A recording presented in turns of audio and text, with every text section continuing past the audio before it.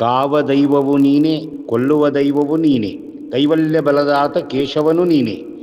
ಆವ ದೈವಕ್ಕಿನ್ನು ಈ ವೈಭವ ಕಾಣೆ, ರಾವಣಾಂತಕ ಸ್ವಾಮಿ ಶ್ರೀ ಪುರಂದರ ವಿಠಲ. ஸ்ரீ குருப்பியோ நமக. பரமகுருப்பியோ நமக. ஸ்ரீமத் ஆனந்த தீர்த்த பகவத் பாதாச்சாரிய குருப்பியோ நமக. ஹரி ஓம். அனைவருக்கும் வணக்கம். சேலம் பாலாஜி அப்படிங்கிற இந்த யூடியூப் சேனல் வழியாக உங்களை மீண்டும் சந்திப்பதில் நான் பெருமகிழ்ச்சி அடைகிறேன். தாசர் பாடல்களின் தமிழ் விளக்கம் அப்படிங்கிறதுல இது 180வது எபிசோட். ஸோ இதுவரை நீங்கள் கொடுத்த வந்த அன்புக்கும் ஆதரவுக்கும் நின்று இது போலவே நீங்கள் மறுபடியும் ஆதரவு கொடுப்பீர்கள், மீண்டும் ஆதரவு கொடுப்பீர்கள் நம்பிக்கையுடன் இந்த எபிசோடை நான் தொடங்குகிறேன். இந்த தடவை என்ன பாடம் எடுத்திருக்கோம்னாக்கா ஒரு புரந்தரதாசர் பாடல் தான். பின்னகக்க பாயில்லவையா அன்னந்த அபராத எண்ணலி இரலாகி பின்னகக்க பாயில்லவையா அப்படிங்கிற ஒரு பாடலை தான் எடுத்துக்கொண்டிருக்கிறோம். ஒரு புரந்தரதாசர் பாடல், அருமையான பாடல் இது. அதாவது நம்ம வாழ்க்கையிலே எவ்வளவுனே நம்ம இறைவனை சென்று வேண்டுகிறோம். நம்ம இது என்ன பேக்ரவுண்ட் என்னன்னு பாத்தீங்கன்னாக்கா, எத்தனை முறை நான் முறையிடுவது அப்பா, எனக்கே வெக்கமா இருக்கு அப்படிங்கிற அளவுக்கு. அதாவது நம்ம ஒருத்தர்கிட்ட கடன் வாங்குறோம்னு வச்சுங்க, நாங்க 10ஆம் தேதி கொடுத்துட்றோம் அப்படின்னு சொல்லிட்டு கடன் வாங்குறோம். ஆனா நம்மளால கொடுக்க முடியறது இல்லை, அது நாள் தவறி போயிடுது. போய் அவர்கிட்ட பணம் கடந்து கொடுத்து மன்னிப்பு கேட்டுக்கிறோம், சாரி இனிமே கரெக்டா பண்ணிடுறேன்ட்டு. ஆனா கொஞ்ச நேரம் கழிச்சு மறுபடியும் அவர்கிட்ட போய் கடன் கேட்கிறோம், மறுபடியும் நாள் தவறுகிறோம், மறுபடியும் மீண்டும் தவறு செய்கிறோம். ஆனால் மீண்டும் அவரிடம் போய் நிற்கிறோம். அவ எவ்வளவு அசிங்கமா இருக்கும் பாருங்க. அப்ப 3வது தடவை 4வது தடவை நம்மளுக்கே மூஞ்சி இருக்காது அவர்கிட்ட போய் கேட்கறதுக்கு. என்னடா ஒவ்வொரு தடவையும் நம்ம வாங்குறோம், சரியான நாள்ல கொடுக்க முடியறது இல்லையே, சரியான சமயத்தில் நம்ம அவருக்கு வாபஸ் தருவது இல்லை, ஒவ்வொரு தடவையும் நம்ம தவறு செய்கிறோம், இருந்தாலும் வெக்கமான எல்லாம் மறுபடியும் அவர்கிட்டயே போய் கேட்கிறோமே அப்படின்னு நம்மளுக்கே ஒரு ஃபீலிங் வரும் இல்லையா. அதுதான் இவர் சொல்றாரு, பின்னகக்க பாயில் வையா அப்படின்னு சொல்றாரு. நான் உன்னோட எவ்வளவோ தப்பு செய்யறேன் வாழ்க்கையில, மறுபடியும் உன்ட்ட சொல்றேன், நான் இனிமே தப்பு செய்ய மாட்டேன், என்ன மன்னிச்சுக்கோ, எனக்கு இதை கொடு அதை கூட கேட்கறேன், நீயும் எனக்கு கொடுக்குற, மறுபடியும் என்ன பண்ற, அதே தப்ப செய்யறேன், செஞ்சுட்டு மறுபடியும் உங்ககிட்ட வரேன், இனிமே செய்ய மாட்டேன்னு சொல்லி கேட்கறேன், மறுபடியும் கொடுக்குறேன். சோ நான் உன்னோட மீண்டும் கேட்டுக்கொண்டே இருக்கிறேன். ஆனாலும் நீ என்ன பண்ற, மீண்டும் கொடுக்குற. எனக்கு இப்ப உன்னை எப்படி கேட்கறது, உன்னிடம் என்ன வேண்டுவது, எப்படி வேண்டுவதுன்னு மூஞ்சியே இல்லை எனக்கு, உன்னிடம் விண்ணப்பம் வைப்பதற்கு எனக்கு மூஞ்சியே இல்லப்பா அப்படின்னு சொல்லுவார். அதுதான் இந்த பாட்டு தான். இதுல என்ன விதமான தவறுகள்லாம் நாம் செய்கிறோம் அப்படின்னு இந்த பாடல கொடுக்குறாரு. என்ன விதமான மோகங்கள் இருக்கிறது, எந்த விதமான ஆசைகள் இருக்கிறது, எந்த விதமான கர்வங்களால் நாம் கவரப்பட்டிருக்கிறோம், சூழப்பட்டிருக்கிறோம் அப்படின்னு இந்த பாடலை சொல்றாரு. அதுதான் இந்த பாடலுடைய பேக்ரவுண்ட். இந்த பாடலை வித்வான் ஸ்ரீ எஸ் தேவநாதன் அவர்கள் பாடி கொடுத்திருக்கிறார்கள். இவரை பற்றியும் நான் உங்களுக்கு சொல்லவே வேண்டாம், நிறைய தடவை நம்ம கிட்ட பாடியிருக்காரு. கர்நாடக சங்கீதத்துல மிகப்பெரிய வித்வான் இவர் இல்லையா. கர்நாடக சங்கம் ரொம்ப அருமையாக பாடக்கூடியவர், எல்லா ராகங்களையும் பற்றியும் அறிந்தவர். அது இல்லாம ஒரு பன்முக தன்மை உடையவர், பன்முக வித்தகர். இவர் என்ன டிராயிங் போடுவாரு, கார்ட்டூன் போடுவாரு, ஜோக்ஸ் எழுதுவாரு, பாடல்கள் எழுதுவாரு, பாடல்களுக்கு இசையமைத்து கொடுப்பார். அப்புறம் வகுப்புகள் எடுக்கிறார், சங்கீத வகுப்புகள் எடுக்கிறார். ஸோ இது மாதிரி பன்முகத்தன்மையை உடையவர் இவர். இவர்கிட்ட நம்ம இந்த பாட கூட அப்படி இந்த பாட்டோட இதை அமைச்சிட்டான் அவருக்கு, அவ்வளவுதான். லிரிக்ஸ் அமைச்சு சார் இது கொஞ்சம் பாடி கொடுங்க. இவருக்கு கன்னடம் தெரியாது, நல்லா தெரிஞ்சுக்கிங்க, அவருக்கு கன்னடம் தெரியாது. பட் இன்ஸ்பைட் ஆஃப் தட் அது மேல அந்த என்னென்ன வார்த்தைக்கு எப்படி பண்ணணுங்கிறத தெரிஞ்சுக்கிட்டு அந்த ஒரு எழுத்துக்கு மேலேயே 2-3 எழுதிக்கிட்டு அதை புரிந்து கொண்டு பாடக்கூடியவர். ஸோ ஒரு மிகப்பெரிய ஒரு வித்வான் இவர். இவருக்கு நிறைய வேலை இருக்கு, எக்கச்சக்கமான, ரொம்ப பிஸியான ஆள் தான். ஸோ இந்த பிஸிக்கு நடுவிலையும் நமக்கு இந்த பாடலுக்கு இசையமைத்து இந்த பாடலை பாடி கொடுத்ததற்கு அவருக்கு என்னுடைய நன்றியும் வணக்கத்தையும் நான் தெரிவித்துக் கொள்கிறேன். மீண்டும் அவர் நமக்கு இது போலவே பாடல்களை பாடி கொடுப்பார் என்ற நம்பிக்கையுடன் அவருடன் நான் வேண்டி இந்த நேரத்திலே அவரை நான் கேட்டுக்கொள்கிறேன், நமக்கு இது மாதிரி பாடி தரணும் அப்படின்ட்டு. ஸோ இப்போ நம்ம என்ன பண்ணலாம், வித்வான் திரு தேவநாதன் அவர்கள் பாடிய பாடலை கேட்போம், அதற்கு பிறகு பாடலுக்கான அர்த்தத்தை பார்ப்போம். வாங்க இப்போ வித்வான் திரு தேவநாதன் அவர்கள் பாடிய பாடலை கேட்போம்.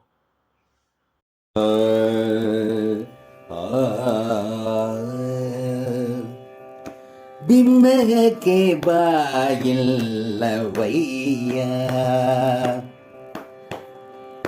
பின்னகே பாயில்லவையா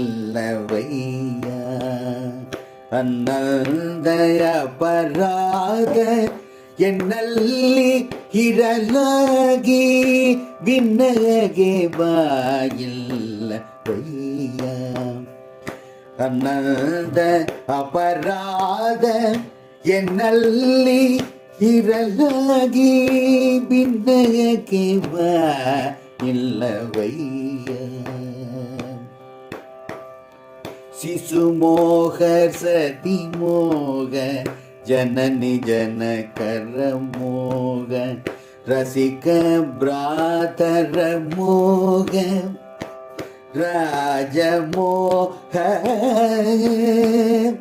பசுமோக பூமோக வந்துவர் கதமோக அசுராரி நில்ன மரதேனோ காயோ கரியே பின்னகேவா இல்லவைய ಅನ್ನಲ್ದಯ ಪರಾದ ಎನ್ನಲ್ಲಿ ಇರಲಾಗಿ ಭಿನ್ನಗಕ್ಕೆ ಬಾಯಿಲ್ಲವಯ್ಯ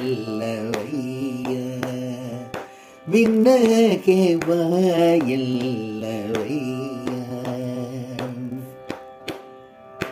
ಅನ್ನಮದ ಅರ್ಥಮದ ಅಖಿಲ ವೈಭವದ ಮದ ಮುನ್ನ ಪ್ರಾಯದ ಮದವು ರೂಪ ಮದವು ತನ್ನ ಸದ್ವದ ಮದವು ಧಾತ್ರಿ ವಸವಾದ ಮದ ಇನ್ನು ತನಗಿದಿರಿಲ್ಲವೆಂದೆಂಬ ಮದದಿಂದ ಭಿನ್ನಗಕ್ಕೆ ಬಾಯಿಲ್ಲವಯ್ಯ ಅನ್ನದ ಅಪರಾಧ ಎನ್ನಲ್ಲಿ ಇರಲಾಗಿ ಭಿನ್ನಕ್ಕೆ ಬಾಯಿಲ್ಲವಯ್ಯ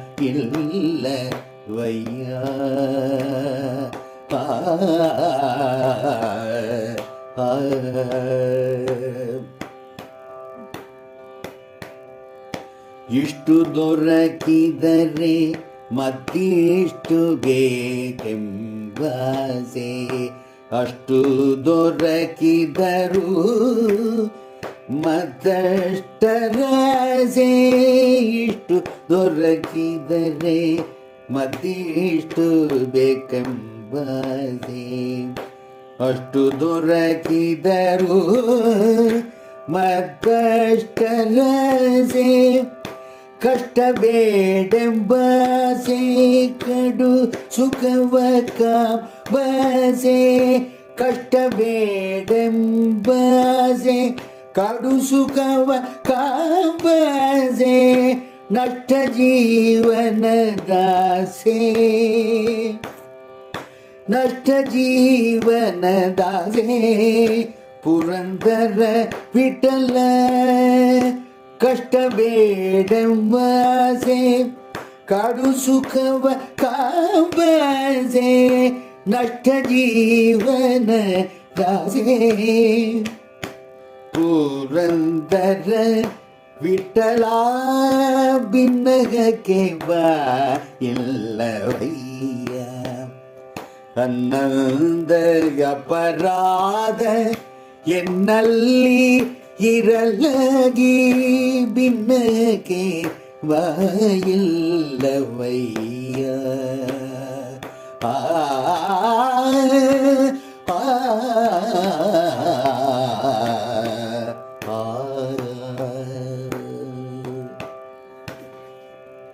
ஸோ எப்பொழுதும் போல மிக அருமையாக பாடி கொடுத்திருந்தார் திரு தேவநாதன் அவர்கள். அவருக்கு என்னுடைய பாராட்டுதலையும் நன்றியும் தெரிவித்துக் கொள்கிறேன். இப்போ பாடலோட பல்லவிக்கு போவோம். பின்னஹக பாயில்லவையா அன்னந்த அபராத எண்ணல்லி இரலாகி. உன்னை அதாவது இந்த தாகூர் சொல்வார் அவருடைய கீதாஞ்சலியில, by force in my hands remain ever empty. எப்பவுமே என் கை என்னவா இருக்கு, காலியாவே இருக்கு. நான் உங்ககிட்ட வேண்டிக்கிட்டே இருக்கேன், என்னோட வேண்டும் கை இருக்கிறதுல என்னோட வேண்டிக்கிட்டே இருக்கேன், அவன் தந்துக்கிட்டே இருக்கான், ஆனா காலியாகிட்டே இருக்கு, மறுபடியும் எம்டி ஆயிடுது, மறுபடியும் இப்படின்றாரு. அது மாதிரிதான் எப்பொழுதுமே நமக்கு வேண்டும் கை காலியாகவே இருக்கு.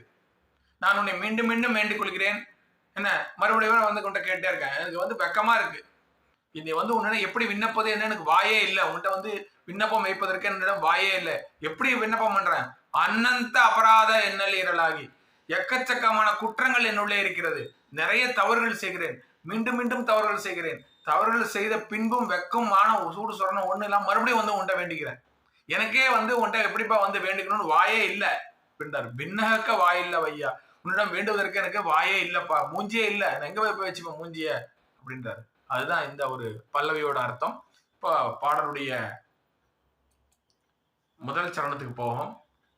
என்ன விதமான மோகங்களால் நான் கவரப்பட்டிருக்கிறேன், என்ன மோகங்களால் நான் தத்தளித்துக் கொண்டிருக்கிறேன், எந்த விதமான மோகங்களை எல்லாம் வைத்துக்கொண்டு இந்த போன்ற போகங்களை எல்லாம் வைத்துக்கொண்டு கொஞ்சம் கூட வெக்கம் இல்லாம உன்னிடம் வந்து நான் மறுபடியும் கேட்கிறேன், எப்படிப்பா பாரு எவ்வளவு வெக்கம் இல்லாதவன் இருக்கு, வாயே இல்லை உன்னிட கேட்கறதுக்கு அப்படின்றாரு. சிசு மோக சதி மோக ஜனனி ஜனகர மோக. சிசு மோக குழந்தையின் மேலே மோகம் இருக்கிறது, சதியின் மேலே மோகிறேன், மனைவியின் மேலே. அதாவது அன்பு ஒரு எல்லையில தான் இருக்கணும். அன்பானது எல்லையை கடந்து விட்டால் மோகமாகிவிடும். மோகமாகக்கூடும். அன்பு இல்லைன்னு சொல்லக்கூடாது, அன்பு இருக்கணும். தெய்வத்தின் மேல் இருக்கணும், குழந்தையின் மேல் இருக்கும், மனைவியின் மேல் அன்பு இருக்கு, அன்பு இருக்கணும். அன்போருக்கு ஒரு எல்லை இருக்கிறது. அந்த எல்லையை கடந்து விட்டால் அது மோகமாகிவிடும். மோகமாச்சுன்னா அது குற்றம். அன்பு அன்பாகத்தான் இருக்கணும், எவ்வளவு இருக்கணுமோ அவ்வளவுதான் இருக்கணும். அது மோகமாக மாறக்கூடாது. ஆனா இங்க என்ன ஆயிடுச்சு, எனக்கு சசி மோகா, என்னுடைய மக்களின் மேலே ஒரு மோகம் இருக்குது, என்னால விட முடியல அவங்கள, அவன் பாசம் பற்று இழுக்கிறது என்னை. சதிமோகா, மனைவின் மேலே ஒரு மோகம் இருக்கிறது. ஜனனி ஜனகரமாக, தாய் தந்தையர் மேலே ஒரு அன்பு பற்று என்னை இழுக்கிறது. இப்படி இழுத்துட்டே இருக்கு, கீழே மேல போக விடாம. ரசிக பிராந்திய மோகா, அதாவது அந்த பாடல கொஞ்சம் சேஞ்ச் பாடியிருக்காரு. நான் அப்புறம் அந்த பாடல வேற ஒரு புக் எடுத்து பார்க்கும்போது கொஞ்சம் பாடல் சேஞ்ச் ஆகுது, அதை நான் மாத்தி சொல்றேன் நான். ரசிக பிராந்திய மோகா, அதாவது நான் ஒரு நல்ல ரசிகன், நமக்கே ஒரு பிராந்தி இருக்கு, நான் அருமையான ரசிகன், அப்படிப்பட்டவன் இப்படிப்பட்டவன். அது போல ஒரு மோகம் என்னுடைய மனதிலே தோன்றிக் கொண்டே இருக்கிறது.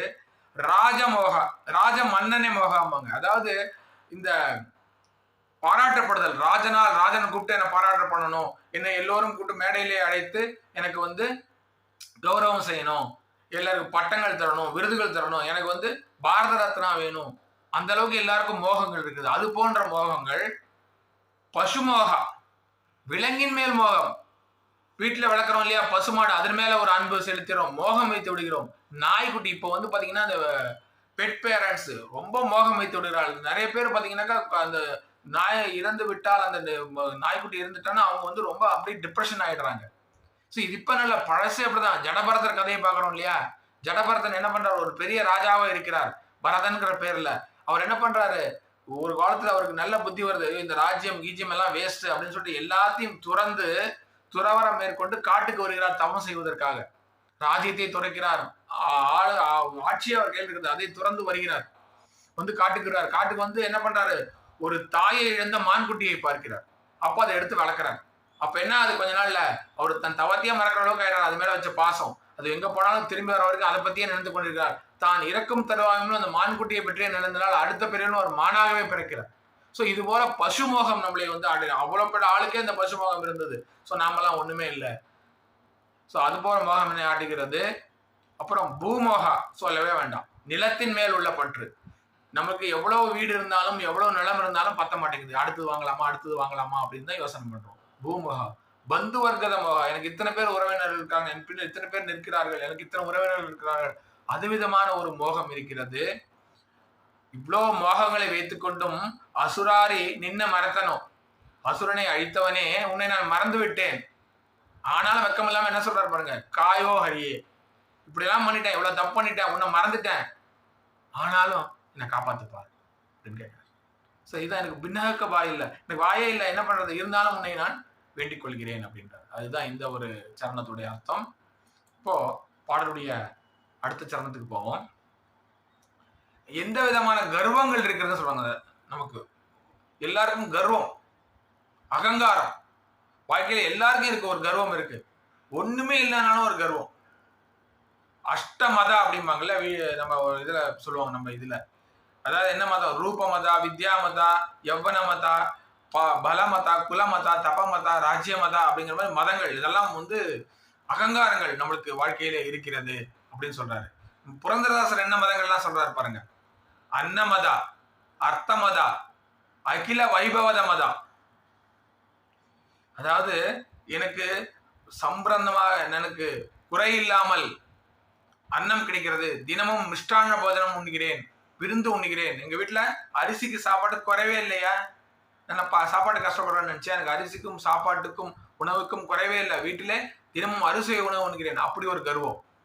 அர்த்தமதம், என்னைக்கா இருந்தாலும் போயிடும் அந்த நிலையில்லாத பணம், அதை நினைத்து நம்மளுக்கு கர்வம், என்கிட்ட இவ்வளவு பணம் இருக்குன்னு கர்வம், அர்த்தமதா.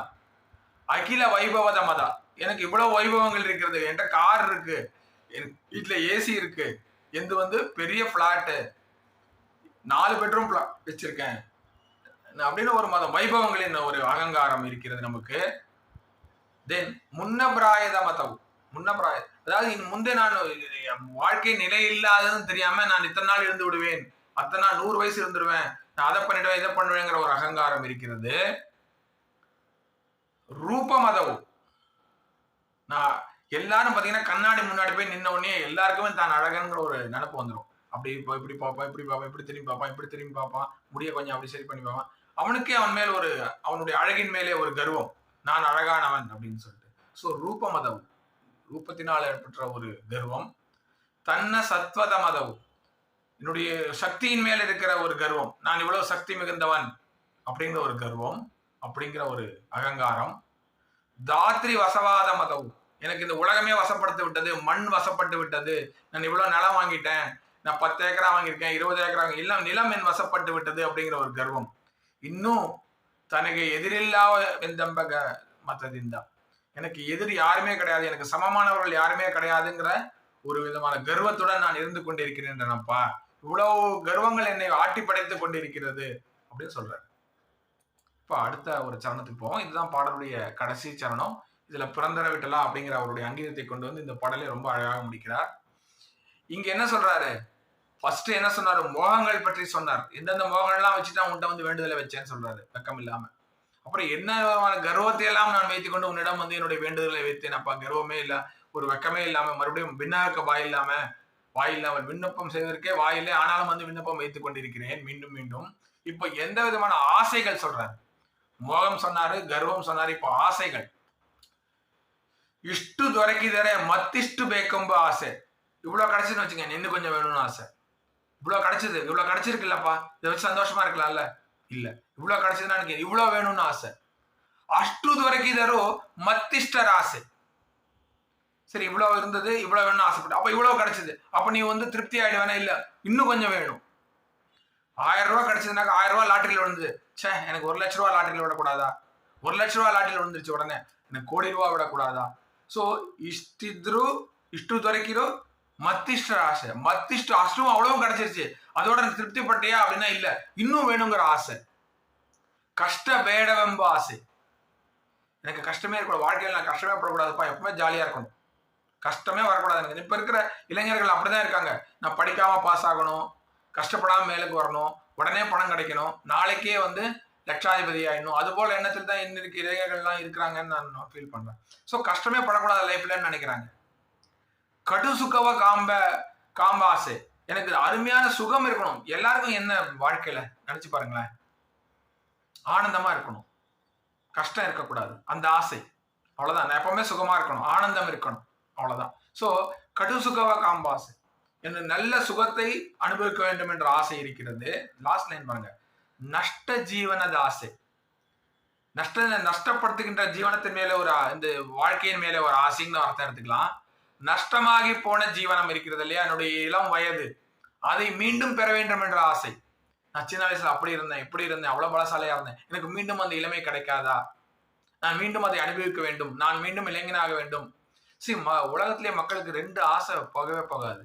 என்னன்னாக்கா, எப்பொழுதும் ஆனந்தமாக இருக்க வேண்டும், எப்பொழுதும் நிலையாக இருக்கணும், சாவை வெல்ல வேண்டும். இந்த 2 ஆசை இருந்துகிட்டே தான் இருக்கும்.